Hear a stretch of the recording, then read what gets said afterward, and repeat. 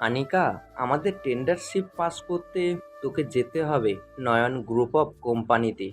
ওই কোম্পানির মালিকের সাথে তো ডিল করতে হবে। ওই ডিল যদি কমপ্লিট করে আসতে পারিস তাহলে আমাদের কোম্পানি আরও অনেক দূর এগিয়ে যাবে। কবে যেতে হবে? আব্বু আমাকে বলো, আমি ওইদিন চলে যাব। আজকে রাত 10টার দিকে একটা পার্টি আছে, ওই পার্টিতে তোকে যেতে হবে। ওখানে টেন্ডারশিপ পাস করবি, এমনকি ডিলটাও ফাইনাল হবে সেখানেই। আনিকা এইসব কথাবার্তা বলতেছে তার আব্বুর সাথে। এইসব কথাবার্তা বলে আনিকা চলে আসলো তাদের বাসায়। ফ্রেশ হয়ে নতুন যেই ড্রেস কিনে এনেছিল ওই ড্রেস পরতে লাগলো। আনিকা দেখতে মাশাল্লাহ পরীর চাইতেও কোনো দিক দিয়ে কম না। রেডি হতে হতে সন্ধ্যা হয়ে গেল। সন্ধ্যা 7টায় আনিকা তার আব্বুর কাছ থেকে বিদায় নিয়ে চলে আসলো সেই পার্টিতে। সবাই একসাথে দাঁড়িয়ে আছে, যাদের হাতে অ্যাক্সেস কার্ড আছে তাদেরকে ভিতরে ঢুকতে দিতেছে। এমন সময় বডিগার্ড আনিকাকে বলতে লাগলো, আপনার কার্ড দেখান। আপনি আপনার কার্ড দেখালে আমরা আপনাকে ভিতরে ঢুকতে দিব। আমাকে তো কার্ড দেওয়া হয় নাই, আর আমার নয়ন স্যারের সাথে জরুরি মিটিং আছে। ওই জরুরি মিটিংয়ের জন্য আমাকে পাঠিয়েছে আমার আব্বু। আনিকা গ্রুপ অফ কোম্পানি থেকে আমি এসেছি। ও আচ্ছা, আপনার নাম আনিকা, ভিতরে যান, আপনার কার্ড লাগবে না। নয়ন স্যার বলে দিয়েছে আপনি যদি আসেন তাহলে ভিতরে পাঠিয়ে দেওয়ার জন্য। 502 নম্বর রুমে যাবেন, ওইখানে স্যার আছে। ঠিক আছে। এই বলে আনিকা ওইখান থেকে চলে আসলো 502 নাম্বার রুমে। একা একা রুমের ভিতরে প্রবেশ করলো আনিকা। ভিতরে বসে আছে নয়ন। আনিকা ভিতরে গিয়ে নয়নকে সালাম দিয়ে বলতে লাগলো, স্যার, ভেতরে আসতে পারি? অবশ্যই, ভেতরে আসেন। আর দরজাটা লাগিয়ে দিয়ে আসবেন। আপনার জন্যই এতক্ষণ অপেক্ষা করছিলাম। সরি স্যার, আসতে একটু লেট হয়ে গেছে। ওকে, সমস্যা নেই, আসেন এখানে। আনিকা দরজাটা লাগিয়ে দিয়ে চেয়ারে গিয়ে বসে পড়ল। এইদিকে নয়ন চেয়ার থেকে উঠে আনিকার পাশে এসে দাঁড়িয়ে আনিকাকে উদ্দেশ্য করে বলতে লাগলো, আনিকা, তুমি তো তোমার আব্বুর অফিস দেখাশোনা করো। তোমাদের অফিসের সাথে বড় একটা ডিল করতে চাচ্ছি। তোমার আব্বু নিশ্চয় এটা বলেছে। জি স্যার, আব্বু আমাকে বলেছে, এটার জন্যই তো আমি এখানে এসেছি। আপনি যদি ডিলটা ফাইনাল করে দেন তাহলে আমাদের কোম্পানি আরেকটু বড় হবে। আপনি আপনার এত বড় কোম্পানির সাথে যদি আমরা কাজ করতে পারি তাহলে তো আমাদের জন্য খুবই ভালো। আপনি কি সেই সুযোগ করে দেবেন? দিব না কেন? অবশ্যই করে দিব। আপনার মতো এত সুন্দরী মেয়ে আমার কাছে এসেছে একটা আবদার নিয়ে। এটা যদি আমি পূর্ণ না করি তাহলে কেমন দেখায় না? তবে এখানে একটা শর্ত আছে। যদি এই শর্তটা আপনি মানতে পারেন তাহলে আমি ডিলটা ফাইনাল করব। কথাটা বলে নয়ন আনিকার কাঁধে হালকা করে চাপ দিল। এদিকে আনিকা মুচকি একটা হাসি দিয়ে নয়নকে উদ্দেশ্য করে বলতে লাগলো, বলেন কি শর্ত আপনার? আপনার শর্তটা শোনার পর যদি মানতে পারি তাহলে তো অবশ্যই হ্যাঁ বলবো, আর যদি মানতে না পারি তাহলে দুঃখিত। ভালো করে ভেবেচিন্তে বললেন কিন্তু। এই শর্ত মানতে পারলে আপনাদের কোম্পানির কত দূর এগিয়ে যাবে বুঝতে পারতেছেন? বুঝতে পারবো না কেন? অবশ্যই বুঝতে পারবো। 400 কোটি টাকার ডিল হবে কম কথা নাকি? আপনি আপনার শর্তটা বলেন, আমি আপনার শর্ত শুনি আগে। নয়ন আরেকটু জোরে আনিকার কাঁধে চাপ দিয়ে বলতে লাগলো, যদি এই ডিলটা ফাইনাল করতে চান তাহলে আমার সাথে এক রাত কাটাতে হবে। যদি এক রাত কাটাতে পারেন তাহলে এই ডিলটা আমি ফাইনাল করে দিব। আপনি এসব কি বলতেছেন বুঝতে পারতেছেন? আমাকে এখানে ডিলের কথা বলে ডেকে এনে এসব নোংরামের কথা বলতেছেন? আপনার কি একটু লজ্জা করতেছে না? লজ্জা করবেন কেন? যদি তোমার ডিলটা ফাইনাল করতে চাও তাহলে অবশ্যই আমার সাথে এক রাত কাটাতে হবে। এই এক রাত কাটাতে পারলেই 400 কোটি টাকা। এটা কিন্তু বললেই হয়ে যায় না। আই এম রিয়েলি সরি, আমি এটা কখনোই করতে পারবো না। আমি গেলাম। আর আপনার এই 400 কোটি টাকার দরকার নেই আমার। আমাদের অফিস যেভাবে চলাচল করতেছে ওইভাবেই চলাচল করলে আমরা আস্তে আস্তে বেশ ভালো পজিশনে যেতে পারবো। এত তাড়াহুড়ো করার দরকার নেই ভালো পজিশনে যাওয়ার। দেখেন, আপনি আমার সাথে এক রাত থাকবেন, এটার জন্য আমি আপনাকে 10 কোটি টাকা দিব। সাথে অফিসের জন্য 400 কোটি টাকা দিব। এত বড় অফার করতেছি, আশা করি অন্য মেয়ে হলে এতক্ষণে রাজি হয়ে যেত। আমি টাকার লোভে আমার শরীর বিক্রি করতে পারবো না। আমার সব কিছু আমার স্বামীর অধিকার। আপনাকে কেন অধিকার দিব যে সামান্য টাকার জন্য? ভালোই ভালোই বলতেছি, রাজি হয়ে যান। তা না হলে কিন্তু আপনি এই রুম থেকে বের হতে পারবেন না। চিৎকার করলেও কেউ এসে বাধা দিবে না। আমি এখন জাস্ট বলবো মিউজিক ছেড়ে দেওয়ার জন্য। ওরা মিউজিক ছেড়ে দিবে, আপনার চিৎকার চেঁচামেচি বাইরে যাবে না। দেখেন, এখন যদি আমার সাথে কোনো কিছু করার চেষ্টা করেন তাহলে কিন্তু খুবই খারাপ হবে। আমি কিন্তু আইনের সহায়তা নিব। আইন তো আমার পকেটের টাকায় চলাচল করে, তাদেরকে কল দিয়ে কোনো কিছুই করতে পারবেন না। সো আমি যেটা বলতেছি এটা করে নেন, তাহলে আপনার অফিসেও চলবে আর আপনিও বেশ ভালোভাবেই চলতে পারবেন। নয়নের কথা শুনে ঠাস করে আনিকা নয়নের গালে চড় মেরে দিয়ে যেই চলে যেতে যাবে, এমন সময় নয়ন আনিকার হাত ধরে তার বুকের সাথে চেপে ধরল। এদিকে আনিকা ছোটার চেষ্টা করতেছে কিন্তু পারতেছে না। আনিকার রাগে নয়নকে উদ্দেশ্য করে বলতে লাগলো, দেখেন, বারবার বলতেছি আপনাকে ছেড়ে দেওয়ার জন্য। আপনি ছেড়ে দেন। যদি আপনার ভালো চান আর যদি খারাপ চান তাহলে আপনার ওই জিনিসটা কেটে দেব আমি। তখন কিন্তু পুলিশও আমার কিচ্ছু করবে না। ঠিক আছে, ওইটা পরে দেখা যাবে। তুই কি করতে পারিস? আমার গালে আজ পর্যন্ত কেউ চড় মারে নাই, এই প্রথম তুই আমার গালে চড় মারছিস। এইটার শাস্তি হচ্ছে তোকে আমি এখন ধর্ষণ করব। আমিও দেখতে চাই তুই কতটা নিজেকে সেভ করতে পারিস। এই বলে নয়ন আনিকাকে ধাক্কা মেরে সোফায় ফেলে দিয়ে আনিকার উপরে ঝাঁপিয়ে পড়লো। এদিকে আনিকা আপ্রাণ চেষ্টা করতেছে বাঁচার জন্য, জোরে জোরে চিৎকার চেঁচামেচি করতেছে। বাইরে মিউজিক চলার কারণে তার চিৎকারের শব্দ কেউ শুনতে পাচ্ছে না। দীর্ঘ 1 ঘন্টা এইভাবে নয়নের সাথে যুদ্ধ করে আনিকা আর নিজেকে ধরে রাখতে পারলো না। ক্লান্ত হয়ে গেল আনিকা। এদিকে নয়ন এই ফাঁকে আনিকাকে ধর্ষণ করতে লাগলো। তারপরেও আনিকা নিজেকে বাঁচানোর জন্য চেষ্টা করতেছে কিন্তু পারতেছে না। বেশ কিছুক্ষণ এভাবে চলে যাওয়ার পর দীর্ঘ 50 মিনিট আনিকাকে ধর্ষণ করে রুম থেকে বের হয়ে পড়ল নয়ন। এদিকে আনিকা কোনো রকমে উঠে তার ড্রেস পরে চলে আসলো ওয়াশরুমে। কান্নায় ভেঙে পড়লো আনিকা। কি করবে বুঝে উঠতে পারতেছে না। তার বাবার সামনে গিয়ে সে কিভাবে দাঁড়াবে। বেশ কিছুক্ষণ কান্না করে আনিকা চলে আসলো বাসায়। আনিকাকে দেখে আনিকার আব্বু বলতে লাগলো, আনিকা, কি হয়েছে তোর? গালে নখে আঁচড়ের দাগ কেন? আর গলায় ঘাড়ে এই রকম কামড়ের দাগ কেন? কি হয়েছে আমাকে খুলে বল। আনিকা তার আব্বুকে কি বলবে বুঝে উঠতে পারতেছে না। কান্নায় ভেঙে পড়লো তার আব্বুর পায়ে। এদিকে আনিকার আম্মু দৌড়ে ছুটে আসলো আনিকার কাছে। আনিকার মাথায় হাত বুলিয়ে দিতে দিতে বলতে লাগলো, কি হয়েছে মা? আমাদেরকে খুলে বল। পার্টিতে কোনো কিছু হয়েছে নাকি? আমাদেরকে বল, যদি কোনো কিছু হয়ে থাকে তাহলে আমরা আইনের সহায়তা নেব। আম্মু, যার পকেটে টাকা আছে সে আইনকে নিজের করে কিনে নিতে পারবে। আমরা কি পারবো তার সাথে? আর আব্বু, তুমি এমন এমন মানুষের সাথে গিয়ে ডিল ফাইনাল করো, আমি কখনো চিন্তা ভাবনাও করতে পারি নাই মানুষের মন মানসিকতা যে এমন। কি হয়েছে তুই বলবি তো আমাকে। নয়ন স্যার কিছু বলেছে নাকি? কি করবে উনি? কিন্তু আমাকে ধর্ষণ করেছে। আমি নিজেকে বাঁচানোর জন্য অনেক চেষ্টা করেছিলাম, অনেক চিৎকার করেছিলাম। পার্টি চলার কারণে কেউ আমার চিৎকার শব্দ শুনতে পায় নাই।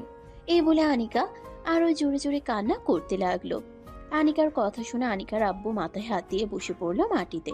আনিকার আব্বু কান্না করতে করতে বলতে লাগলো, আমি যদি জানতাম এই রকম পরিস্থিতি হবে তাহলে তোকে আমি কখনোই পাঠাতাম না মা। আমি এখন কি করব? কোথায় যাব? প্রশাসনের কাছে গেলে এই খবরটা পুরো বাংলাদেশে ছড়িয়ে দিবি। তখন আমাদের মান সম্মান ধুলোয় মিশে যাবে। আমাদের আত্মহত্যা করা ছাড়া তখন আর কোনো পরিস্থিতি থাকবে না। আব্বু, আমার সাথে যা হয়েছে এটা নিয়ে কোনো কথা বলার দরকার নেই। নয়ন গ্রুপ অফ কোম্পানির সাথে কোনো লেনদেন করার দরকার নেই। আর কখনো ও লেনদেন করবো না নয়ন গ্রুপ অফ কোম্পানির সাথে। কিন্তু তোর সামনে যে আমি আর মুখ দেখাতে পারবো না মা। আমার জন্য এমনটা হয়েছে। আমি যদি লোভ না করতাম কখনোই এমনটা হতো না। আব্বু, এমনটা বইলো না। আল্লাহ হয়তো চাইছে, তার জন্যই এমন হয়েছে। আমি এখন থেকে আর বাহিরে বের হব না। বেশি বের হলে শুধু অফিসে যাব, অন্য কোথাও না। এই বলে আনিকা চলে আসলো তার রুমে। দরজাটা লাগিয়ে দিয়ে বিছানায় শুয়ে পড়লো। কখন থেকে ঘুমিয়ে গেছে খেয়াল নেই। পরের দিন ঘুম ভাঙলো আনিকার আম্মুর ডাকে। আনিকা ঘুম থেকে উঠে ফ্রেশ হয়ে নিচে এসে খাবার খাইতেছে। এমন সময় আনিকার আম্মু বলতে লাগলো, আনিকা, তোর অফিসে যাওয়ার দরকার নেই। তুই কয়েকদিন বাসায় রেস্ট কর। আমি চাই না তুই এই মুহূর্তে অফিসে যা। তোর আব্বু গতকালকে রাতে অনেক কান্না করেছে। তোকে কিভাবে কি বলবে বুঝে উঠতে পারছিল না। আম্মু, এখানে তো আব্বুর অপরাধ নেই। আব্বু কান্না করবে কেন? আসলে হয়তো আমার কপালে এটা লেখা ছিল, তাই এমনটা হয়েছে। হ্যাঁ মা, তারপরেও তুই আজকে অফিসে যাস না? দরকার পড়লে কালকে যাবি, আজকে বাসায় থাক। আনিকা চুপচাপ খাওয়া দাওয়া করে চলে আসলো তার রুমে। বিছানায় বসে বসে ফোন টিপতেছে, কিন্তু তার ভালো লাগতেছে না। আনিকা কালো একটা বোরকা আর হিজাব ভালোভাবে পরে চলে আসলো নিচে। আনিকাকে রেডি হয়ে আসতে দেখে আনিকার আম্মু বলতে লাগলো, আনিকা, তুই কি অফিসে যাচ্ছিস নাকি? হ্যাঁ, আমি অফিসে যাইতেছি আম্মু, তুমি বাসায় থাইকো। এই বলে আনিকা বাইরে এসে তাদের গাড়িটা নিয়ে চলে আসলো অফিসে।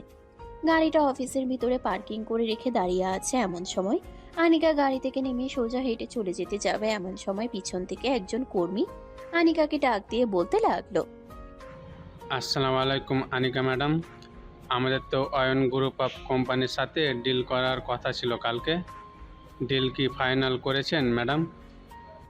না, ডিল ফাইনাল হয় নাই। আসলে ফাইনাল করতে গিয়েছিলাম, পরে ওনারা রিজেক্ট করে দিয়েছে। আমাদের মাল নাকি ভালো না, আরও অনেক কিছু বলেছে। তাই আমরা চিন্তা করেছি যে নিজে মাল বানিয়ে নিজে বিদেশে মালগুলো বিক্রি করব। কয়েকটা দিন অপেক্ষা করেন, আমি বিদেশে মাল বিক্রি করার জন্য দেখতেছি কি করা যায়।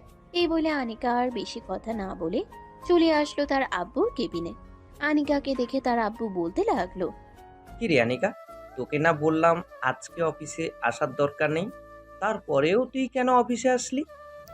আব্বু ভালো লাগছিল না বাসায়, তাই অফিসে চলে এসেছি। আর আমি চিন্তা ভাবনা করেছি যে আমাদের মালগুলো আমরা রেডি করে বিদেশে বিক্রি করব। বিদেশে তো বিক্রি করতে পারবো, কিন্তু সেই রকমভাবে লোক খুঁজতে হবে। লোক খোঁজার পর তাদের মাধ্যমে আমাদের মালগুলো বিক্রি করতে হবে। হ্যাঁ, আমি বুঝতে পারছি। এটা নিয়ে চিন্তা করো না, আমি দেখতেছি। বিশ্বস্ত লোক যদি আমার পরিচিত থাকে, তাহলে আমি তাদের মাধ্যমে আমাদের মালগুলো বিক্রি করব। আচ্ছা, তুই এই দিকটা দেখতে থাক, আমি ওই দিকটা দেখে আসতেছি। এই বলে আনিকার আব্বু চলে গেল বাহিরে। অন্যদিকে আনিকা তার কেবিনে বসে কাজ করতেছে। এমন সময় তার ফোনটা বেজে উঠলো। তাকিয়ে দেখে দারোয়ান কল দিয়েছে। কলটা রিসিভ করতেই ওই পাশ থেকে দারোয়ান বলতে লাগলো, ম্যাডাম, একটা ছেলে এসেছে। স্যার নাকি বলেছে যে তাকে আসার জন্য তাকে কি আমি ভিতরে ঢুকতে দিব? যদি অনুমতি দেন তাহলে আমি তাকে ভিতরে ঢুকতে দিব, আর যদি অনুমতি না দেন তাহলে ভিতরে ঢুকতে দিব না। আচ্ছা, আপনি তাকে ভেতরে পাঠিয়ে দেন। আব্বু যেহেতু বলেছে, নিশ্চয়ই কোনো কাজের জন্য বলেছে। তাকে ভেতরে পাঠিয়ে দিয়ে বলবেন যে 2 তলায় চলে যাওয়ার জন্য, ওখানেই আব্বু আছে। এই বলে আনিকা কলটা কেটে দিল। এদিকে দারোয়ান ফাহিমকে উদ্দেশ্য করে বলতে লাগলো, ম্যাডাম, তোমাকে ভিতরে যেতে বলছি, আর 2 তলায় চলে যাবে, সোজা ওইখানে স্যার আছে। আচ্ছা, আমি যাইতেছি। এই বলে ফাহিম হাঁটতে হাঁটতে চলে আসলো সিঁড়ি দিয়ে 2 তলায়। ফাহিম আসতে আনিকার আব্বু ফাহিমকে দেখে বলতে লাগলো, ফাহিম, তুমি চলে এসেছো, বেশ ভালোই হয়েছে, ভিতরে আসো। ফাহিম ভিতরে চলে আসলো। আনিকার আব্বু ফাহিমকে নিয়ে চলে আসলো তার কেবিনে। আনিকাকে উদ্দেশ্য করে তার আব্বু বলতে লাগলো, আনিকা, ওর নাম হচ্ছে ফাহিম। সে অনেক দিন ধরে আমাদের অফিসে চাকরি করবে বলে ঘুরঘুর করছিল। সে খুবই ভালো একটা ছেলে, তাকে আমি অনেক দিন ধরেই চিনি। আজকে যেহেতু চলে এসেছে, তার চাকরিটা কনফার্ম করে কাজটা একটু বুঝিয়ে দে তো তুই। এই বলে আনিকার আব্বু চলে গেল বাহিরে। এদিকে আনিকা ফাহিমকে উদ্দেশ্য করে বলতে লাগলো, আপনি কি কি কাজ পারেন আমাকে বলেন তো। এই অফিসের যা যা কাজ আছে সব কাজই আমি পারি, কারণ আমি অন্য একটা অফিসে এই কাজ করে এসেছি। আমাকে যেই কাজ দিবেন আমি সেই কাজ করতে পারবো।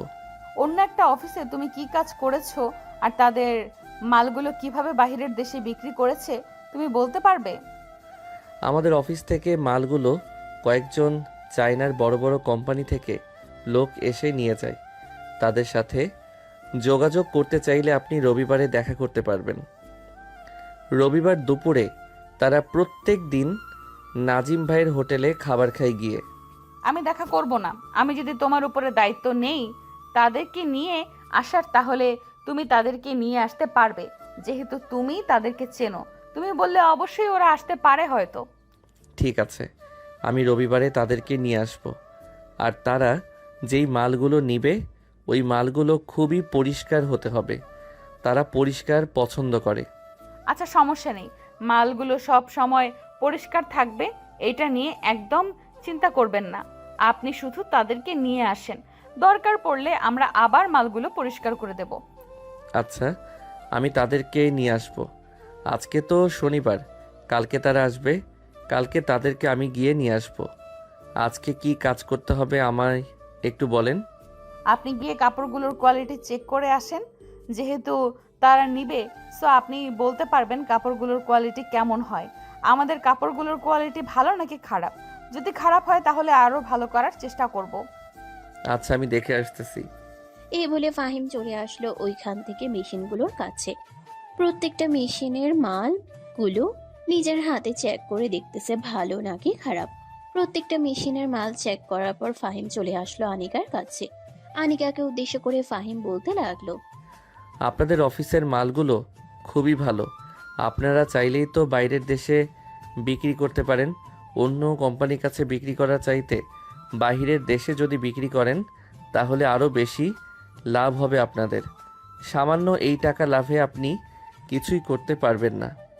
তুমি যদি তাদেরকে আনতে পারো এবং আমাদের অফিসের মাল বিক্রি করতে পারো তাহলে তোমার বেতন আমি 40,000 টাকা করে দেবো প্রত্যেক মাসে। আর মাঝে মধ্যে আমার সাথে ঘুরতেও যেতে পারবে বিভিন্ন দেশে এই কাজের মাধ্যমে। ঘোরাঘুরি করার দরকার নেই, আমি জাস্ট অফিসে বসে কাজ করব।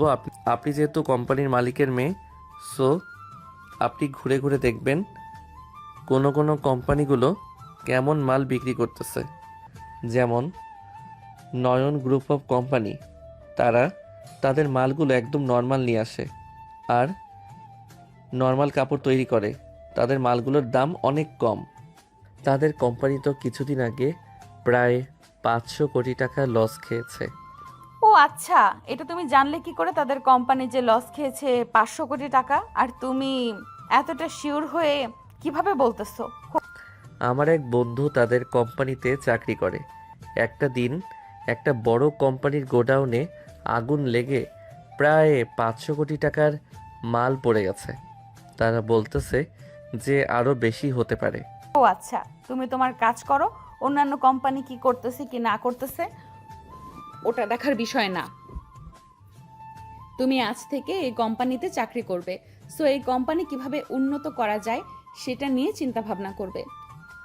অবশ্যই ম্যাডাম, এই কোম্পানি কিভাবে উন্নত করা যায় এটা নিয়ে আমি অবশ্যই চিন্তা করব। যেহেতু আমি এই কোম্পানির একজন কর্মচারী। ফাহিম এইসব কথাবার্তা বলতেছে। বেশ কিছুক্ষণ এইসব কথাবার্তা বলা শেষ হতেই ফাহিম বলতে লাগলো, ম্যাডাম, আজকে তাহলে আমাকে ছুটি দিয়ে দেন। আমার তো আর কোনো কাজ নেই। কালকে একবারে দুপুরবেলা আমি তাদেরকে নিয়ে এই অফিসের ভিতরে প্রবেশ করব। ঠিক আছে, এখন তাহলে তুমি যাও। ফাহিম চলে গেল বাড়িতে। কলিং বেল দিতেই ফাহিমের আম্মু এসে দরজা খুলে দিল। ফাহিমকে আসতে দেখে বলতে লাগলো, কি রে ফাহিম, সারাদিন তুই কোথায় ছিলি? তোর আব্বু যে তোকে খোঁজাখুঁজি করছিল। কোথায় আর থাকবো, ওই দিন যে একটা আঙ্কেল বলে গিয়েছিল না তাদের অফিসে সিট খালি আছে চাকরি করার জন্য, ওই অফিসে গিয়েছিলাম। তারা আমাকে চাকরি দিয়েছে। আর আগে যেই রকম কাজ করতাম ওই রকম কাজই, সেম অফিস ওইটা। ম্যাডাম বলেছে যে তাদের কোম্পানির মালগুলো যদি বাহিরের দেশে বিক্রি করে দিতে পারি তাহলে ম্যাডাম আমাকে প্রত্যেক মাসে 40,000 করে বেতন দিবে, সাথে আরও অনেক কিছু দিবে। ও আচ্ছা, তাহলে তো বেশ ভালোই হয়েছে তোর জন্য। মনোযোগ সহকারে কাজ কর, আশা করি খুব ভালো কিছু একটা করতে পারবি। হ্যাঁ আম্মু, আমার জন্য দোয়া কইরো যাতে আমি খুব ভালোভাবে কাজ করতে পারি আর তাদের অফিসটা যাতে আরও অনেক দূর এগিয়ে নিয়ে যেতে পারি। ফাহিমের আম্মু এইসব কথাবার্তা বলতেছে। বেশ কিছুক্ষণ এইসব কথাবার্তা বলা শেষ করে ফাহিম চলে গেল তার রুমে। ফ্রেশ হয়ে বিছানায় বসে আছে এমন সময় ফাহিমের আম্মু ফাহিমের জন্য খাবার নিয়ে আসলো। ফাহিম খাওয়া দাওয়া করে বসে আছে। হঠাৎ করে তার ফোনটা বেজে উঠল। তাকিয়ে দেখে তার বন্ধু ইমন কল দিয়েছে। কলটা রিসিভ করতেই ওই পাশ থেকে ইমন বলতে লাগলো, কিরে কোথায় আছিস তুই? সকালবেলা তো কি যেন একটা বলে চলে গেলি, শুনতেই পেলাম না। এখন তাড়াতাড়ি আড্ডাখানায় চলে আয়, আমরা সবাই আড্ডাখানায় আছি। আচ্ছা তোরা বস, আমি কিছুক্ষণের মধ্যে আসতেছি। এই বলে ফাহিম কলটা কেটে দিয়ে কিছুক্ষণের মধ্যে চলে আসলো তার বন্ধুদের কাছে। তাদের সাথে বসে বসে আড্ডা দিতেছে এমন সময় ফাহিম বলতে লাগলো, কী রে ইমন, তোর কি অবস্থা? এই সময় তো তুই অফিসে থাকিস, অফিসে না থেকে এখানে কি করতেছিস? কি আর করব, অফিস নাকি বন্ধ হয়ে যাবে, 500 কোটি টাকা লস খেয়েছে। এমনকি ব্যাংক থেকেও প্রায় অনেক টাকা লোন নিয়েছে, ওই লোন পরিশোধ করতে পারে নাই। এখন শুনতেছি যে তাদের অফিস নাকি নিলামে তুলবে, সাথে যে 500 কোটি টাকা অন্যান্য বিজনেসম্যানদের থেকে অ্যাডভান্স নিয়েছিল ওই টাকাও তারা চাইতেছে। এখন দুই পাশ থেকে চাপ আসার কারণে অফিসটা নিলামে তুলে দেওয়া হবে। ও আচ্ছা, তাহলে তুই এখন কোথায় চাকরি করবি? কোনো কিছু চিন্তা ভাবনা করতে পারলি নাকি? না, তেমন কোনো চিন্তা ভাবনা করি নাই, আর পরিচিত তেমন কোনো অফিসও নেই যে হুট করে ঢুকে যাব। এক দুটো অফিসে ঘোরাঘুরি করে এসেছিলাম, তাদের অফিসে একটাও সিট খালি নেই। তাহলে এখন আমি কিভাবে চাকরি করব তুই বল। আমি তো চাকরি নিয়েছি, ম্যাডাম বলেছে যে ওই বাহিরের বিদেশের লোকদের সাথে যদি ম্যাডামের পরিচয় করিয়ে দিতে পারি এবং ম্যাডামের অফিসের মাল বিক্রি করে দিতে পারি, তাহলে ম্যাডাম আমাকে প্রত্যেক মাসে 40,000 টাকা করে বেতন দিবে। ও আচ্ছা, তাহলে তো বেশ ভালোই হয়েছে। ফাহিম তার বন্ধু বান্ধবীর সাথে এইসব কথাবার্তা বলতেছে। বেশ কিছুক্ষণ এইসব কথাবার্তা বলা শেষ করে বসে আছে, এমন সময় ফাহিমের ফোনটা বেজে উঠল। তাকিয়ে দেখে তার আব্বু কল দিয়েছে। রিসিভ করতেই ওই পাশ থেকে ফাহিম বলতে লাগলো, হ্যাঁ আব্বু বলো। রাত অনেক হয়েছে, বাসায় আয়, খাওয়া দাওয়া করে ঘুমাবি। কালকে থেকে তো তোর অফিস আছে, তোর আম্মু বললো আমাকে। হ্যাঁ আব্বু, আমি কিছুক্ষণের মধ্যে আসতেছি, ফোন রাখলাম তাহলে এখন। এই বলে ফাহিম কলটা কেটে দিয়ে বসে রইল। বেশ কিছুক্ষণ বসে থাকার পর ফাহিম বলতে লাগলো, বন্ধু আমি এখন গেলাম রে, আর কালকে যদি আমি ব্যবস্থা করতে পারি তাহলে তোদেরকে অবশ্যই জানাবো। চিন্তা করিস না, আল্লাহর উপর ভরসা রাখ, কিছু একটা হয়ে যাবে। এই বলে ফাহিম ওইখান থেকে চলে আসলো বাসায়। ফ্রেশ হয়ে খাওয়া দাওয়া করে বিছানায় শুয়ে পড়ল। কখন যে ঘুমিয়ে গেছে খেয়াল নেই। ঘুম থেকে উঠে বসে আছে, এমন সময় ফাহিম বলতে লাগলো, আমি তো দুপুরবেলা অফিসে যাব, তাদেরকে নিয়ে আমার এখনই বের হয়ে যেতে হবে। আগে দোকানে যাই, দোকানে গিয়ে বলে এরপরে অফিসের দিকে রওনা দিব। এই বলে ফাহিম তাড়াতাড়ি করে ফ্রেশ হয়ে খাওয়া দাওয়া করে চলে আসলো সেই হোটেলে। দোকানদারকে বলে তার ফোন নাম্বারটা দিয়ে চলে আসলো অন্য আরেকটা অফিসের সামনে। এসে দেখে একটা গাড়ি দাঁড়িয়ে আছে। গাড়িটা দেখে ফাহিম মনে মনে বলতে লাগলো, আরে এটা তো সেই গাড়িটা, এটা দিয়েই তো তারা এসেছে মনে হয়, এই অফিসেই আছে। কিছুক্ষণ অপেক্ষা করি, অবশ্যই তাদের দেখা পাবো। ফাহিম এইসব কথাবার্তা বলে চুপচাপ দাঁড়িয়ে রইল রাস্তার এক পাশে। দীর্ঘ 1 ঘন্টা পর তারা বাইরে আসতেই ফাহিম দৌড়ে গিয়ে বলতে লাগলো, আসসালামু আলাইকুম স্যার, কেমন আছেন? আমাকে চিনতে পারছেন? ওয়ালাইকুম আসসালাম। হ্যাঁ, তোমাকে তো চিনতে পারছি। তোমার নাম ফাহিম, তাই না? তুমি এখানে কি করো? তুমি তো তোমাদের অফিসে থাকবে। স্যার, অফিস থেকে আমাকে বের করে দিয়েছে, আমি অন্য একটা অফিসে চাকরি করি। আপনি ওই অফিসের মালের কোয়ালিটি তো বলেছেন হালকা পাতলা ভালো, তাই কম দামে নিয়েছেন। আমি যেই অফিসে এখন চাকরি করি ওই অফিসের মালগুলো খুবই ভালো। আপনি একবার আমার সাথে চলেন, মালগুলো দেখার পর আপনি নিজেই বলবেন ভালো নাকি খারাপ। ঠিক আছে ফাহিম, চলো তাহলে যাওয়া যাক। যেহেতু তুমি ওই অফিসে অনেক বছর চাকরি করছো এবং আমি তোমাকে চিনি, সো তুমি যেতে বলছো তাহলে তো যেতেই হবে। চলো তাহলে যাওয়া যাক। এই বলে ফাহিম তাদেরকে নিয়ে চলে আসলো আনিকাদের অফিসে। গাড়ি থেকে নেমে তাদেরকে নিয়ে চলে আসলো অফিসের ভিতরে। ফাহিম তাদেরকে কাপড়গুলো দেখাতে লাগলো। কাপড়গুলো দেখানোর পর তাদেরকে নিয়ে চলে আসলো আনিকার কেবিনে। আনিকা তাদেরকে দেখে সালাম দিয়ে বসতে বলল, সাথে ফাহিমকেও। ফাহিম বসে আছে, এমন সময় আনিকা তাদেরকে উদ্দেশ্য করে বলতে লাগলো, আসসালামু আলাইকুম স্যার, আপনারা তো আমাদের মালগুলো প্রত্যেকটা চেক করে দেখেন, আমাদের কোম্পানির মালগুলো আপনাদের কাছে কেমন লেগেছে? আপনাদের কোম্পানির মালগুলো সব চাইতে বেস্ট হয়েছে। আপনারা প্রত্যেকটা মাল কত করে বিক্রি করবেন আমাদেরকে বলেন, আমরা আপনাদের কোম্পানি থেকে হিজিস পরিমাণ মাল নিয়ে যাব। আপনারা যদি আমাদের কোম্পানি থেকে মাল নিয়ে যান হিউজ পরিমাণে, তাহলে আমরা আপনাদেরকে মালগুলো দিতে পারবো কম দামে। আমরা এমনিতে প্রত্যেকটা মালের প্রাইস রাখি 195 টাকা করে। সো আপনারা যেহেতু নেবেন, আপনাদের কাছ থেকে 190 টাকা করে রাখবো। ওয়াও, তাহলে তো আমাদের জন্য বেশ ভালোই হবে। আপনাদের কাছে এখন আপাতত কত মাল আছে? আপনি 5টা মিনিট ওয়েট করেন, আমি হিসাব করে আপনাদেরকে জানাচ্ছি। এই বলে আনিকা হিসাব করতে লাগলো। বেশ কিছুক্ষণ হিসাব করার পর আনিকা বলতে লাগলো, আমাদের স্টকে প্রায় 2,80,000 মাল আছে, তবে কয়েকটা মালের প্রাইস কিন্তু ভিন্ন। আপনি হয়তো ভেবেছেন প্রত্যেকটা মালের প্রাইস সেম, কিন্তু না, প্রত্যেকটা মালের কোয়ালিটি আলাদা আলাদা, সো প্রাইসও আলাদা আলাদা। প্রাইস নিয়ে সমস্যা নেই, আপনি মালগুলো আমাদেরকে দিতে থাকেন আর আমাদেরকে হিসাব করে দেন। আমরা আপনার অ্যাকাউন্টে টাকা পাঠিয়ে দিয়েছি এখন। আনিকা সবগুলো মালের হিসাব করে বলতে লাগলো, সবগুলো মাল হিসাব করে প্রাইস এসেছে 6,40,00,000 টাকা। আপনাদের কাছে যদি ক্যাশ থাকে তাহলে ক্যাশ দিয়ে যান, এটা আমাদের জন্য খুবই ভালো হবে। ঠিক আছে, আমরা আপনাদেরকে ক্যাশ দিয়ে যাচ্ছি, কিছুক্ষণ ওয়েট করুন আর আপনি মালগুলো গাড়িতে দিতে থাকেন। আনিকা মালগুলো সবাইকে নিয়ে দিতে লাগলো। বেশ কিছুক্ষণের মধ্যে দেওয়া শেষ হয়ে গেল। এদিকে বিদেশি ক্লায়েন্টরা টাকা ক্যাশ রেডি করে দিয়ে মাল নিয়ে চলে গেল। আনিকা ফাহিমকে উদ্দেশ্য করে বলতে লাগলো, ফাহিম, তোমাকে অনেক অনেক ধন্যবাদ, কারণ তুমি এই অফিসে নতুন এসেই প্রথমে আমাদের কোম্পানিতে এত বড় একটা লাভ অংশ নিয়ে আসবে, এটা আমরা কখনো চিন্তাও করতে পারি নাই। যেই মালগুলো আমরা 130 টাকা করে বিক্রি করতাম, এই মালগুলো 190 টাকা করে বিক্রি করেছি, এবং যে মালগুলো 190 টাকা করে বিক্রি করতাম ওই মালগুলো এখন 250 করে বিক্রি করেছি। ম্যাডাম, আরও যদি ভালো কোয়ালিটির কাপড় তৈরি করতে পারেন তাহলে আরও ভালো দামে বিক্রি করতে পারবেন। ওরা আবারও আসবে, যেহেতু মালগুলো নিয়ে গেছে এই অফিস থেকে। হ্যাঁ, আমি তো চাই ওরা আবার আসুক। ওরা আবার আসলে আমাদের অফিসের জন্য আরো বেশি ভালো হবে।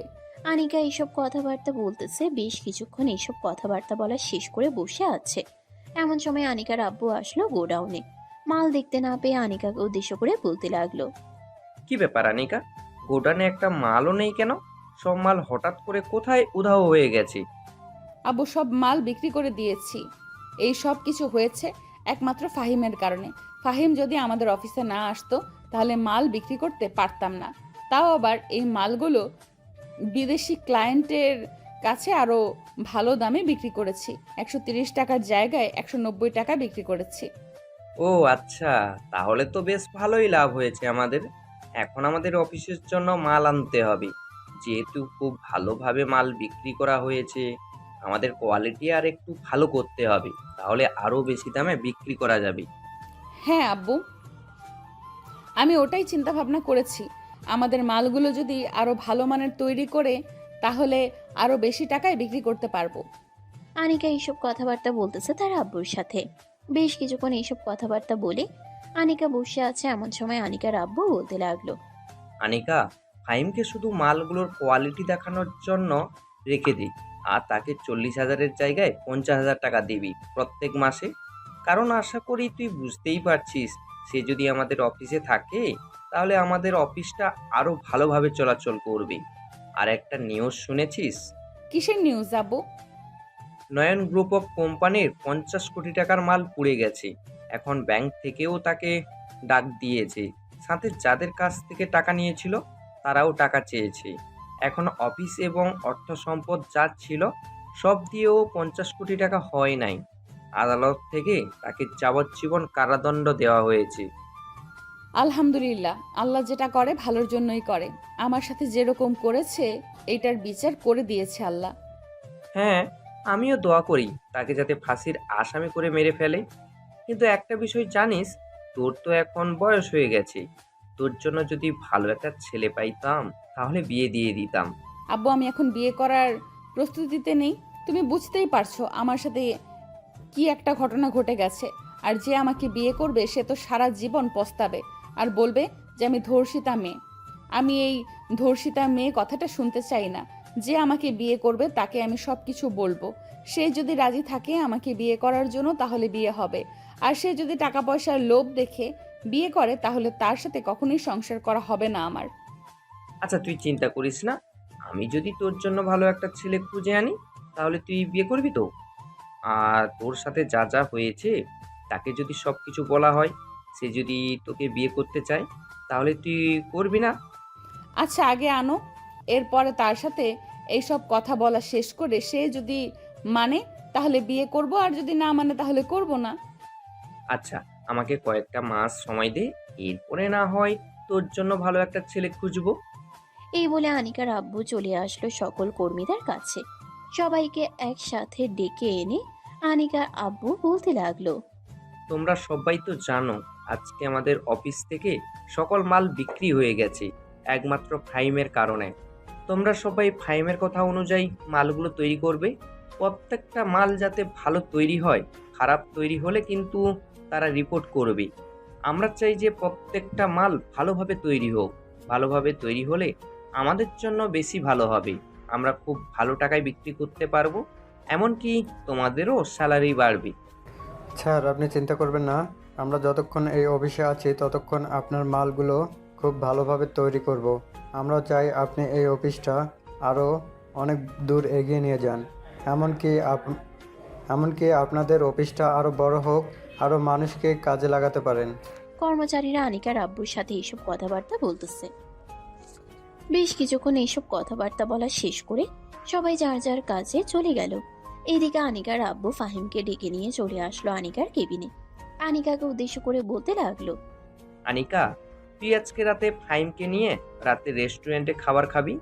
আনিকা একবার ফাহিমের দিকে তাকিয়ে কি যেন একটা মনে করে তার আব্বুকে উদ্দেশ্য করে বলতে লাগলো, ঠিক আছে আব্বু, রাতের বেলা না হয় ফাহিমকে নিয়ে আজকে রেস্টুরেন্টে খাওয়া দাওয়া করব। ফাহিম চুপচাপ দাঁড়িয়ে আছে, কোনো কিছুই বলতেছে না। তার যদি ভাগ্যে না থাকতো তাহলে এখানে সে আসতে পারতো না। ফাহিম এইসব চিন্তা ভাবনা করতেছে। বেশ কিছুক্ষণ চিন্তা ভাবনা করে ওইখান থেকে চলে আসলো নিচে। ফাহিম নিচে এসে দোকান থেকে কিছু খাবার খেয়ে আবারও চলে আসলো উপরে। সারাদিন কাজ করে সন্ধ্যায় ফ্রেশ হয়ে বসে আছে, এমন সময় আনিকা এসে ফাহিমকে উদ্দেশ্য করে বলতে লাগলো, ফাহিম চলো এখন তোমাকে নিয়ে আজকে ভালো একটা রেস্টুরেন্টে গিয়ে খাওয়া দাওয়া করব। এই বলে দুইজন চলে আসলো নিচে। আনিকা গাড়িতে উঠে পড়লো। ফাহিমকে দাঁড়িয়ে থাকতে দেখে আনিকা বলতে লাগলো, কি ব্যাপার, এভাবে দাঁড়িয়ে আছো কেন? ভেতরে এসে বসো, ভেতরে না বসলে আমি গাড়ি চালাবো কি করে? আসলে ম্যাডাম, আগে কখনো কারো গাড়িতে বসি নাই তো, আর ওই রকম অভ্যাসও তো নেই, তাই আর কি চিন্তা ভাবনা করতেছি গাড়ির ভিতরে ঢুকবো নাকি ঢুকবো না। আরে আসো তো, এত চিন্তা ভাবনা করতে হবে না। আনিকা এইসব কথাবার্তা বলতেছে। বেশ কিছুক্ষণ এইসব কথাবার্তা বলতেই ফাহিম গাড়িতে উঠে পড়লো। গাড়িতে উঠে দরজাটা লাগিয়ে দিয়ে বসে রইল ফাহিম। এইদিকে আনিকা গাড়ি চালিয়ে যেতে লাগলো রেস্টুরেন্টের উদ্দেশ্যে। বেশ কিছুক্ষণ পর চলে আসলো অনেক বড় একটা রেস্টুরেন্টের সামনে। গাড়িটা দাঁড় করিয়ে দুইজন গাড়ি থেকে নেমে চলে আসলো রেস্টুরেন্টের ভিতরে। খালি একটা টেবিল দেখে আনিকা গিয়ে ওই টেবিলে বসে পড়ল।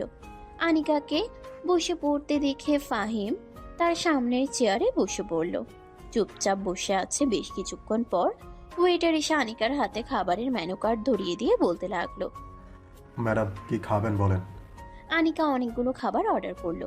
বেশ কিছুক্ষণ পর খাবারগুলো নিয়ে আসলো ওয়েটার। এদিকে ফাহিম চুপচাপ বসে বসে খাবার খাইতেছে। খাওয়া দাওয়া শেষ করে ফাহিম আনিকাকে উদ্দেশ্য করে বলতে লাগলো, ম্যাডাম, আমি তাহলে এখন চলে যাই। এখানে থেকে আর কি করব, খাওয়া দাওয়া তো শেষ। হ্যাঁ, খাওয়া দাওয়া শেষ, চলো তোমাকে এখন বাসায় পৌঁছে দিয়ে আসবো। কিন্তু আপনার গাড়ি তো অলি গলি দিয়ে ঢুকবে না। আপনি আমাকে 3 রাস্তার মোড়ে নামিয়ে দিয়ে এরপরে চলে যাইন, আমি 3 রাস্তার মোড় থেকে হেঁটে হেঁটে চলে যেতে পারবো। ঠিক আছে, যতটুকু যাওয়া যায় আমি ততটুকুই যাব, চলো এখন যাওয়া যাক। এই বলে আনিকা ফাহিমকে নিয়ে চলে আসলো গাড়িতে। চুপচাপ বসে আছে। বেশ কিছুক্ষণ বসে থাকার পর আনিকা গাড়ি স্টার্ট দিয়ে ফাহিমদের বাড়ির উদ্দেশ্যে রওনা দিল। প্রায় 1 ঘন্টা পর 3 রাস্তার মোড়ে চলে আসলো।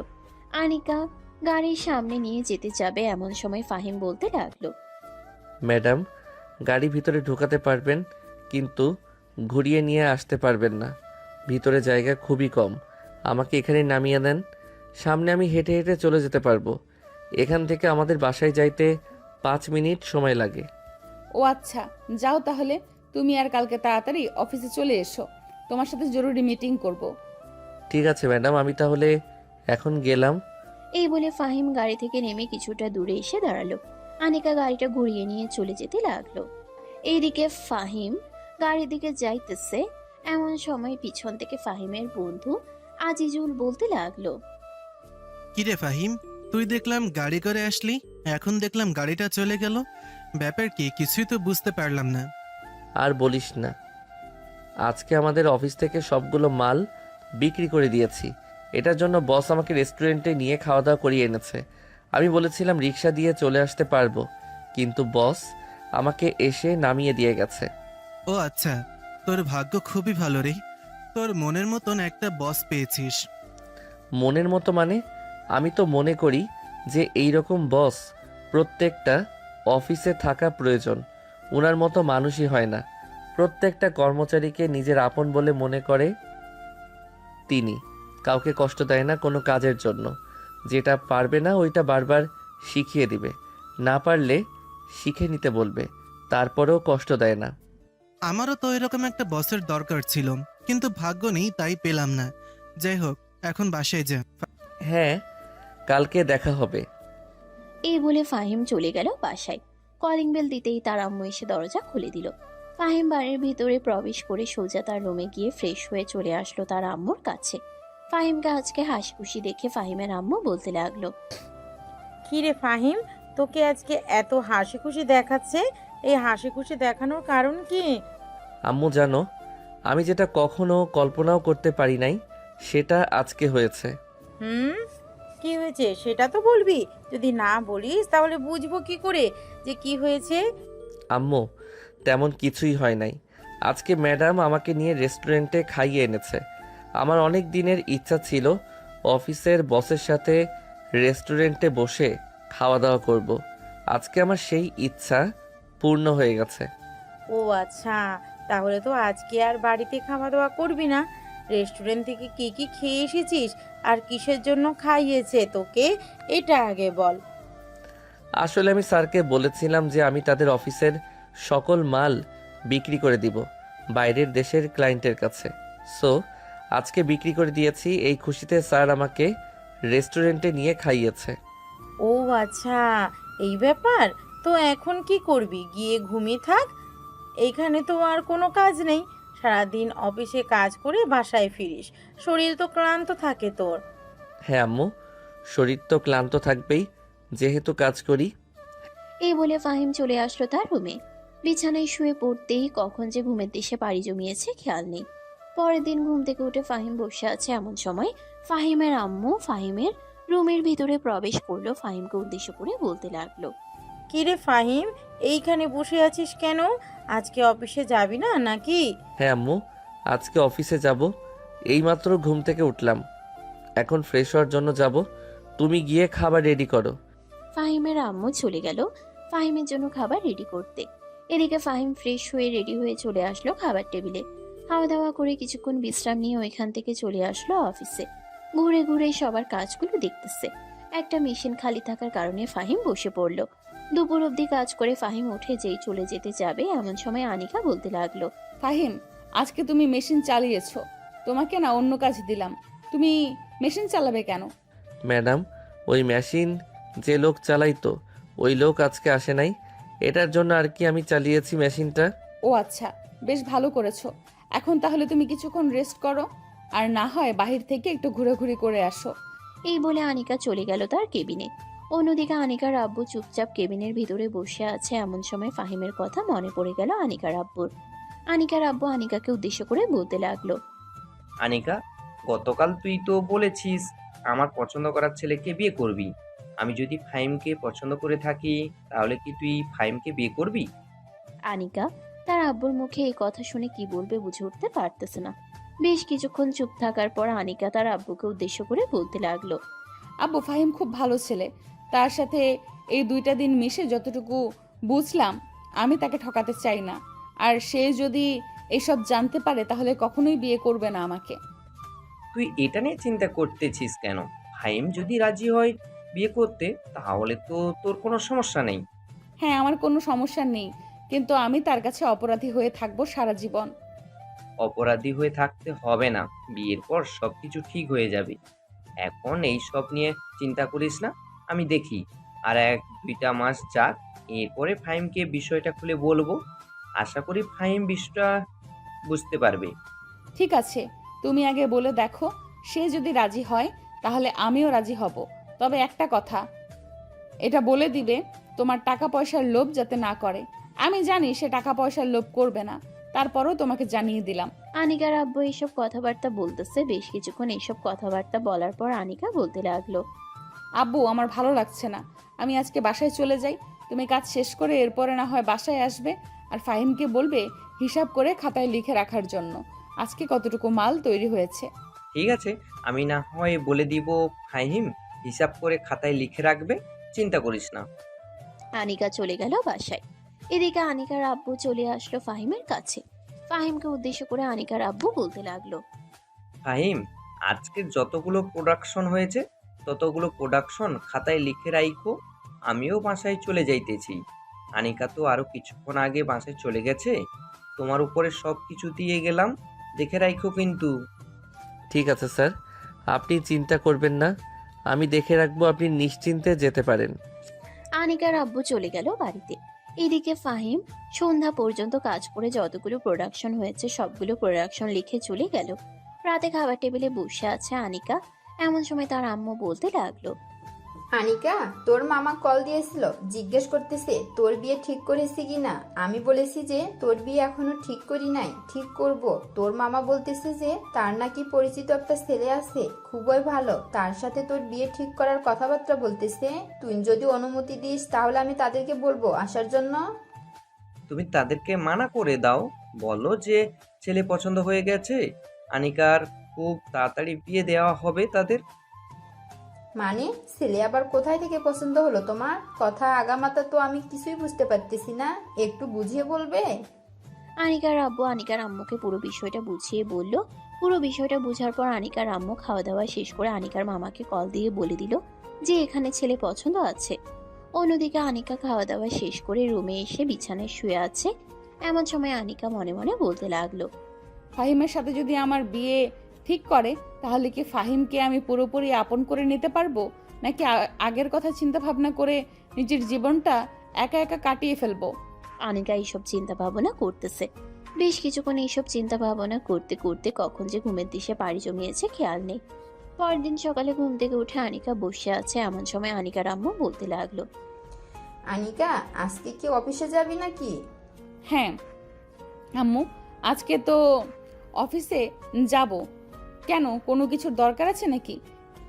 না, তেমন কোনো কিছুর দরকার নেই। অফিসে যাবি নাকি এটাই জিজ্ঞেস করলাম। আনিকার আম্মু আনিকার জন্য খাবার রেডি করে দিতেই আনিকা খাওয়া দাওয়া করে চলে গেল অফিসে। অফিসে গিয়ে দেখে ফাহিম এখনো আসে নাই। এদিকে ফাহিম রাত 2টার দিকে ঘুমানোর কারণে ঘুম থেকে উঠেছে সকাল 10টায়। ফ্রেশ হয়ে খাওয়া দাওয়া করতেছে। এমন সময় ফাহিমের আম্মু বলতে লাগলো, কিরে, আজকে তো অফিসে গেলি না, তোর ম্যাডাম কি বকাঝোকা করবে না নাকি? জানি না, আজকে অফিসে যাওয়ার অনেক বেশি প্রয়োজন ছিল, কিন্তু ঘুম থেকে তো উঠতে পারি নাই। ফাহিম খাবার খাইতে খাইতে তার আম্মুর সাথে এইসব কথাবার্তা বলতেছে। এমন সময় অপরিচিত নাম্বার থেকে কল আসলো। ফাহিমের কলটা রিসিভ করতেই ওই পাশ থেকে আনিকা বলতে লাগলো, কি ব্যাপার ফাহিম, আজকে তুমি অফিসে আসলে না কেন? তাড়াতাড়ি অফিসে চলে আসো, জরুরি মিটিং আছে। ঠিক আছে ম্যাডাম, আমি 10-15 মিনিটের ভিতরে আসতেছি। এই বলে ফাহিম কলটা কেটে দিয়ে খাবার না খেয়ে চলে আসলো অফিসে। আনিকার কেবিনের ভিতরে প্রবেশ করতেই আনিকা বলতে লাগলো, আজকে তো দেরি হয়েছে কেন? আর আমি ফোন না দিলে তো তুমি মনে হয় আজকে আসতেই না। আসলে ম্যাডাম, গতকালকে রাতে বন্ধু বান্ধবের সাথে আড্ডা দিচ্ছিলাম তো, তাই আর কি রাতে ঘুমাতে দেরি হয়ে গেছে। সকালে উঠে দেখি 10টা বাজে, তখন আর অফিসে আসি নাই। এখন আপনি কল দিয়েছেন তাই চলে এসেছি। ও আচ্ছা, বেশ ভালো করেছো। তুমি না আসলে আমি হিসাব বুঝতেই পারতাম না। এইগুলো কি হিসাব করেছো তুমি? ফাহিম আনিকাকে বেশি ভালোভাবে হিসাবটা বুঝিয়ে দিল। হিসাবটা বুঝে নেওয়ার পর আনিকা ফাহিমকে উদ্দেশ্য করে বলতে লাগলো, বাহ, তুমি তো দেখি খুব ভালো স্টুডেন্ট, তোমার প্রত্যেকটা হিসাব নিকাশ একদম নিখুঁতভাবে হয়। চেষ্টা করি ম্যাডাম নিখুঁতভাবে করার জন্য। এখন আমাকে আর কি কি করতে হবে বলেন, আমি করে দিচ্ছি। এখন আর কোনো কিছু করার দরকার নেই, তুমি তাহলে এখন গিয়ে বসে থাকো, দরকার পড়লে আমি তোমাকে ডাক দিব। ফাহিম কথাবার্তা বলা শেষ করে ওখান থেকে চলে আসলো। ফাহিম ঘুরে ঘুরে অফিসটা দেখতেছে, কার কাজ কতটুকু হচ্ছে, কার কাজ কতটুকু হচ্ছে না। ফাহিম সবার কাছে একটু একটু হেল্প করতেছে। বেশ কিছুক্ষণ হেল্প করার পর ফাহিম তার কেবিনে এসে বসে রইল। এমন সময় ফাহিমের কেবিনের ভিতরে প্রবেশ করলো আনিকার আব্বু। আনিকার আব্বুকে দেখে ফাহিম দাঁড়িয়ে সালাম দিয়ে বলতে লাগলো, আসসালামু আলাইকুম স্যার, আপনি আমার কেবিনে এসেছেন, আমাকে ডাক দিলেই তো চলে যেতাম। তোমার চলে যাওয়ার দরকার নেই। আমি তোমার কেবিনে এসেছি জরুরি একটা দরকারে। তোমাকে আমি কিছু কথা বলবো, তবে আজকে না, 2 মাস পর। এমন কি কথা আছে যে 2 মাস পর বলবেন আপনি? বেশি গুরুত্বপূর্ণ কথা নাকি? অনেক বেশি গুরুত্বপূর্ণ কথা, এটার জন্যই তো বললাম তোমাকে। ঠিক আছে স্যার, আমি অপেক্ষা করব আপনার কথা শোনার জন্য। ফাহিম এইসব কথাবার্তা বলতেছে আনিকার আব্বুর সাথে। এদিকে আনিকার আব্বু কথাটা বলতে এসেছিল কিন্তু বলতে পারে নাই। এভাবে ফাহিমের জীবন চলতে লাগলো। পরের দিন ফাহিম অফিসে বসে আছে, এমন সময় তার ফোনটা বেজে উঠলো। তাকিয়ে দেখে তার বন্ধু কল দিয়েছে। কলটা রিসিভ করতেই ওই পাশ থেকে আজিজুল বলতে লাগলো, ফাহিম, তুই তো কোম্পানিতে কাজ করছিস, তোদের কোম্পানিতে কি লোক নেওয়া যাবে? যদি নেওয়া যায় তাহলে আমাকে একটা চাকরির ব্যবস্থা করে দে। আমার পরিস্থিতি তো তুই ভালোভাবেই বুঝতে পারছিস। আচ্ছা, তুই একটু ওয়েট কর, আমি ম্যাডামের সাথে কথাবার্তা বলে এরপরে তোকে জানাচ্ছি। এই বলে ফাহিম কলটা কেটে দিয়ে চলে আসলো আনিকার কেবিনে। আনিকাকে উদ্দেশ্য করে ফাহিম বলতে লাগলো, ম্যাডাম, আপনার সাথে কিছু জরুরি কথা ছিল, আপনি কি ফ্রি আছেন? ফ্রি থাকলে কথাটা বলতাম। হ্যাঁ ফাহিম, বলো কি কথা বলবে তুমি? আসলে ম্যাডাম, আমার একটা বন্ধু আছে, তার একটা চাকরির খুবই প্রয়োজন। আপনাদের অফিসে কি কোনো সিট খালি আছে? যদি থাকে তাহলে তাকে এই কোম্পানিতে কি চাকরি দেওয়া যাবে? সিট তো খালি নেই, তবে 3 মাসের জন্য করতে পারবে। ওই 3 দিন তুমি যেই মেশিনটা চালিয়েছিলে ওই মেশিনটা চালাতে পারবে। ও আচ্ছা, আমি তাকে বলে দেখি, সে এই 3 মাস করতে থাকুক। পরে যদি কোনো সিট খালি হবে তাহলে তাকে ওইখানে না হয় দিয়ে দিয়েন। ঠিক আছে, তুমি তাহলে তোমার বন্ধুকে বলো কালকে থেকে জয়েন করার জন্য। আর এটা কিন্তু প্রোডাকশনের কাজ, সে যতটুকু প্রোডাকশন দিবে ততটুকুই টাকা পাবে। আশা করি সে হয়তো জানে। ফাহিম আনিকাকে সবকিছু বুঝিয়ে ওইখান থেকে চলে আসলো তার কেবিনে। আজিজুলকে কল দিয়ে সবকিছু বলে দিল। সবকিছু বলার পর আজিজুল বলতে লাগলো, ঠিক আছে বন্ধু, আমি 3 মাস কাজ করতে থাকি।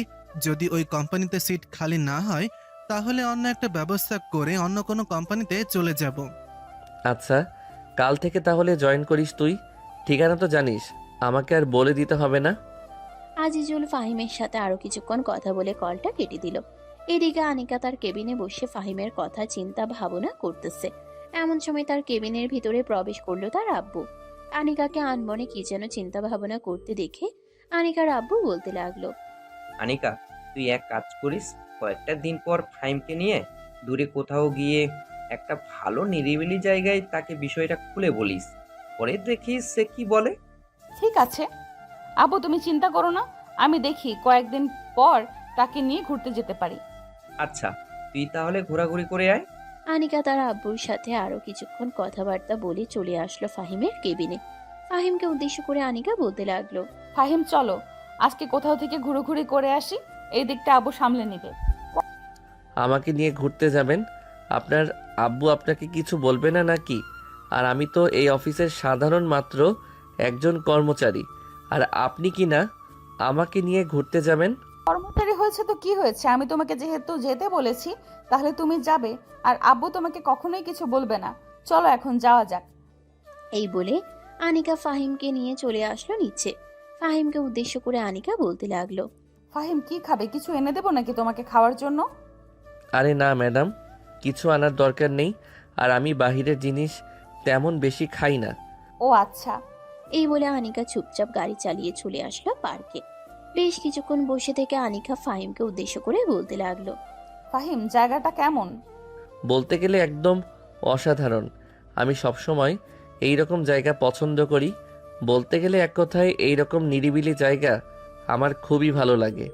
যখন আমার মন খারাপ থাকে ঠিক তখনই আমি নিরিবিলি জায়গায় চলে যাই। ও আচ্ছা, আমি তো আর একা একা এখানে আসতে পারি না। আশেপাশে কত ছেলে আছে, তারা মেয়েদেরকে একা পাইলেই বিরক্ত করে, তাই আর কি আজকে তোমাকে নিয়ে আসলাম এখানে। ও আচ্ছা, তো এই নিরিবিলি জায়গায় নিয়ে আসার কারণ কি আমাকে একটু বলতে পারবেন, নাকি আপনার মন খারাপ? যদি মন খারাপ থাকে তাহলে বলতে পারেন। মন খারাপ না, তবে তোমার সাথে জরুরি কিছু কথা আছে। কথাগুলো বলবো বলেই এখানে নিয়ে এসেছি। আব্বু তোমাকে বলতে চেয়েছিল কিন্তু বলতে পারে নাই। ম্যাডাম, আমি কিছুই বুঝতে পারতেছি না। আপনারা আমাকে কি বলতে চান একটু বুঝিয়ে বলবেন? যদি বুঝিয়ে বলেন তাহলে আমি আশা করি বুঝতে পারবো। আসলে ফাহিম, সত্যি কথা বলতে আমার ব্যাপারে তোমাকে কিছু বলতে চাচ্ছি। তার আগে আচ্ছা বলেন, আমি কোনো রিয়্যাক্ট করব না। আনিকা ফাহিমকে পুরো ঘটনা খুলে বলল। সব ঘটনা খুলে বলার পর ফাহিম বলতে লাগলো। ম্যাডাম, এখানে আপনি নিজেকে অপরাধী বানাচ্ছেন কেন? এখানে তো আপনার কোনো অপরাধ নেই। আপনি তো আর জানতেন না যে এইরকম পরিকল্পনা করে রেখেছে সে। আপনি তো অনেক চেষ্টা করেছেন নিজেকে বাঁচানোর জন্য, কিন্তু একটা পুরুষের কাছে কখনোই বাঁচতে পারবেন না। হ্যাঁ, সবকিছু তো শুনলে, এখন সত্যি কথাটা বলি। আসলে ফাহিম, আব্বু বলতেছে যে তোমাকে বিয়ে করার জন্য। আব্বু তোমার সাথে আমার বিয়ে ঠিক করবে বলেছিল, কিন্তু আমি বলেছি যে আগে আমার বিষয়ে তাকে সবকিছু জানাবো। সে যদি রাজি থাকে তাহলেই বিয়ে করতে রাজি আছি। আব্বু তোমাকে বলতে গিয়েছিল কিন্তু বলতে পারে নাই লজ্জার কারণে। এখন তুমি যদি রাজি থাকো তাহলে আমি আব্বুকে বলবো তোমাদের বাসায় যাওয়ার জন্য। ম্যাডাম, আপনি তো হুট করে বলে ফেলেছেন। আমাকে যদি কিছুটা দিন সময় দেন তাহলে আমি ভেবেচিন্তে এরপরে আপনাকে জানাতে পারবো। তোমার যতদিন সময় লাগে তুমি নাও, তুমি ভেবে চিনতে এরপরে সিদ্ধান্ত নিবে, কারণ সারা জীবন থাকতে হবে। জি ম্যাডাম, আমি ভেবেচিন্তে এরপরে আপনাকে জানাবো।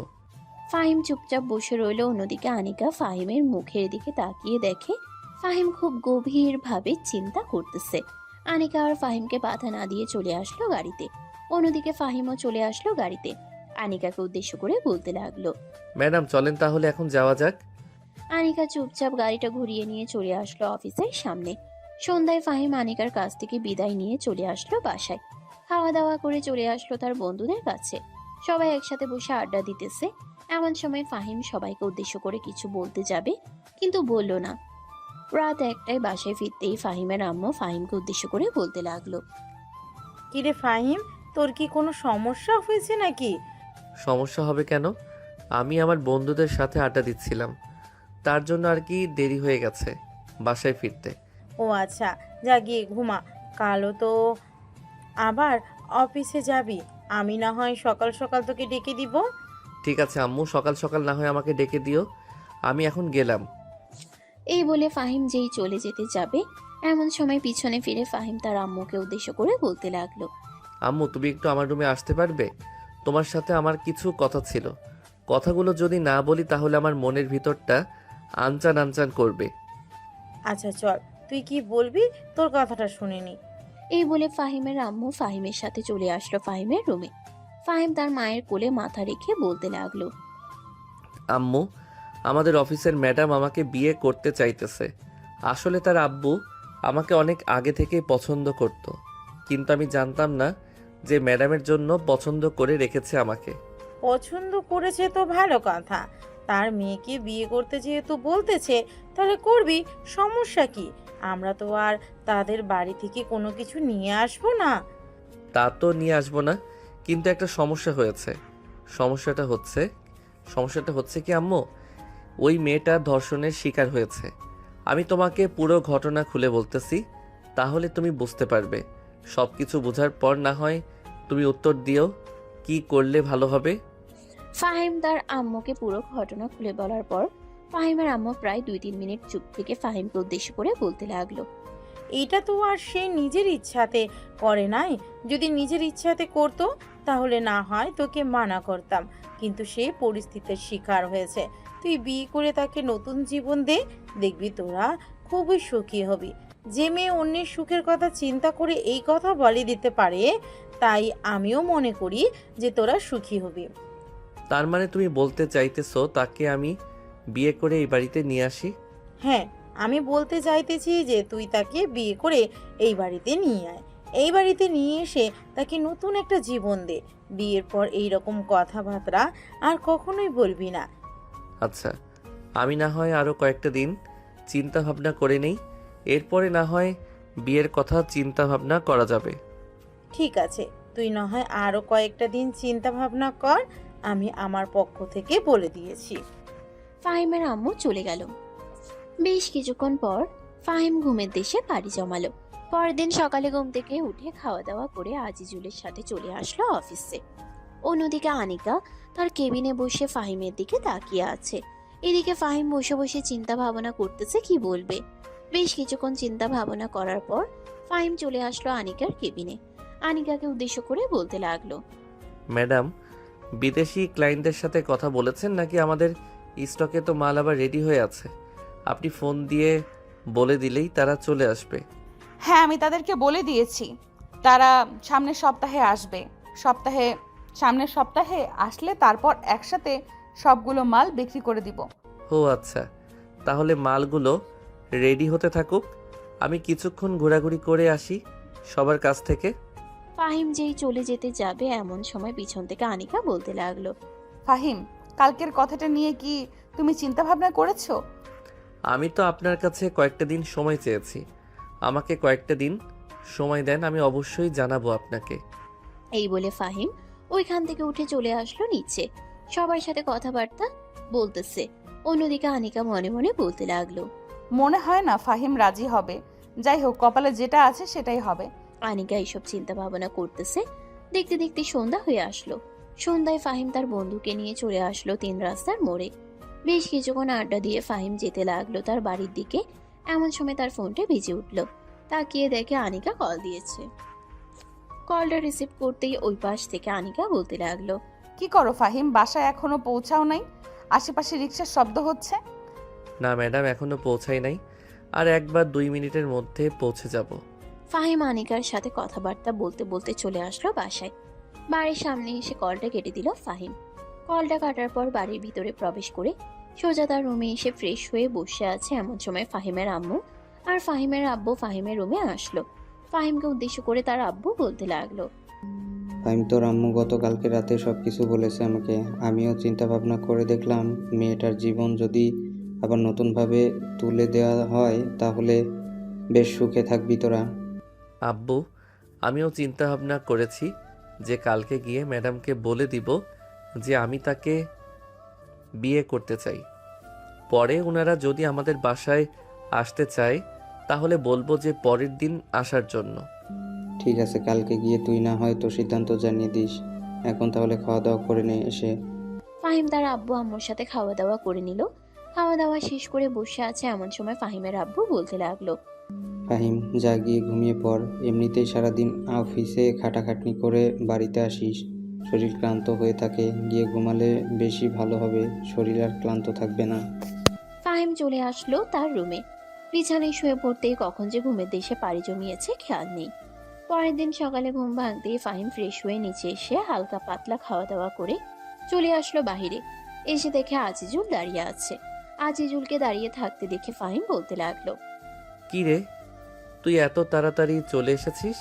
হ্যাঁ, আজকে একটু তাড়াতাড়ি বের হয়েছি, এটার জন্য তোদের বাড়ির দিকে চলে আসলাম। চল এখন যাওয়া যাক। এই বলে আজিজুল আর ফাহিম একটা রিক্সা নিয়ে চলে আসলো অফিসে। দুজন অফিসের ভিতরে প্রবেশ করে দুজন দুজনের জায়গায় চলে গেল। এদিকে ফাহিম অপেক্ষা করতে লাগলো আনিকার আসার উদ্দেশ্যে। বেশ কিছুক্ষণ পর আনিকা আসতে আনিকার পিছু পিছু চলে গেল আনিকার কেবিনে। ফাহিম আনিকাকে উদ্দেশ্য করে বলতে লাগলো, ম্যাডাম, আপনার সাথে কিছু জরুরি কথা ছিল, এখানে বলবো নাকি বাইরে যাবেন?